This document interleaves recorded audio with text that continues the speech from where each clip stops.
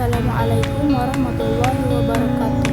Saya Hidayatul Mustafidah dari kelas PAI 4A dengan NPM 231063111020. Pada kesempatan kali ini saya akan membahas beberapa topik penting dalam mata kuliah filsafat pendidikan, dari mulai konsep demokratisasi pendidikan, pemikiran tokoh-tokoh Islam klasik dan modern, sampai bagaimana penerapannya di konteks pendidikan saat ini, khususnya dalam pembelajaran pendidikan agama Islam. Semoga pembahasan kali ini bisa menambah wawasan kita semua dan menjadi bahan refleksi buat perkembangan pendidikan Islam ke depannya.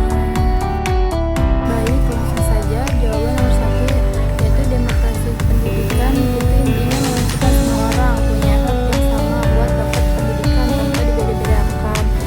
Di pelajaran PAI di sekolah umum, prinsip ini bisa diterapkan dengan memberikan kesempatan di semua siswa buat belajar agama dengan nyaman, termasuk mereka yang mungkin latar belakangnya berbeda-beda. Guru PAI juga perlu mengajarkan nilai toleransi, diskusi terbuka, dan saling menghargai.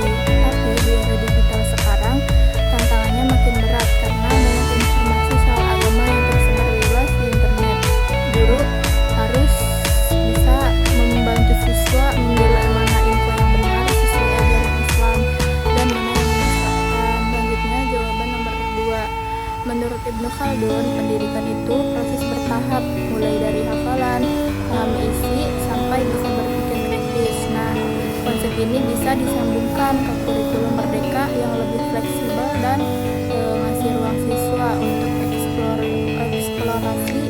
Contohnya di SMP bisa diterapkan dengan proyek berbasis masalah keislaman yang dekat sama kehidupan mereka.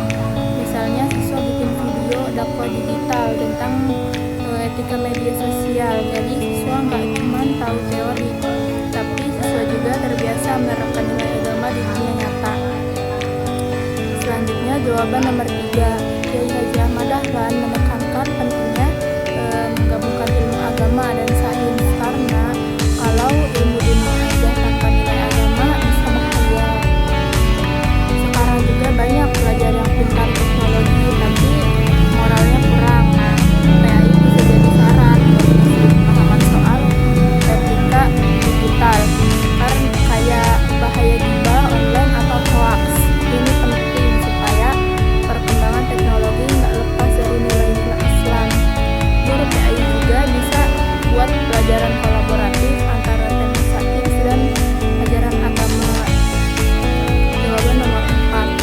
Kiai Haji Hasyim Asy'ari sangat mementingkan akhlak dan adab ke guru.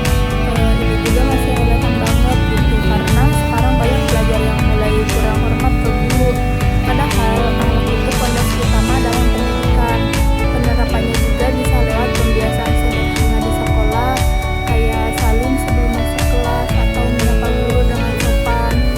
Selain itu, guru juga harus jadi teladan, kalau guru bisa ngasih contoh baik, otomatis murid juga akan mengikuti. Ini bisa mengatasi krisis keteladanan yang banyak dikeluhkan di zaman sekarang.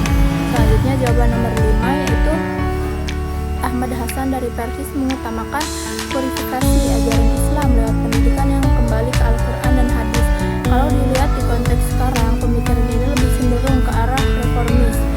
Bukan berarti menutup diri dari perkembangan, tapi lebih kepada menyaring budaya atau tradisi yang nggak sesuai sama isyarat gitu.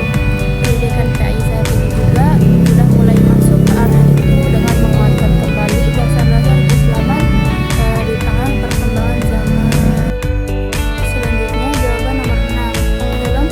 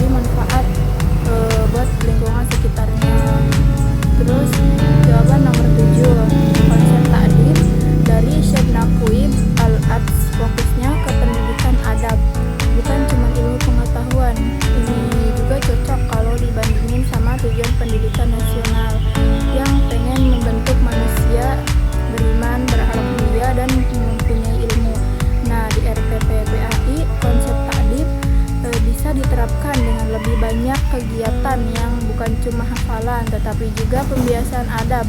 Misalnya ada sesi diskusi tentang sopan santun di media sosial atau cara hormati guru. Selanjutnya jawaban nomor 8 yaitu Ismail Raji Al-Faruqi mengusulkan konsep islamisasi ilmu pengetahuan supaya ilmu yang dipelajari gak lepas dari nilai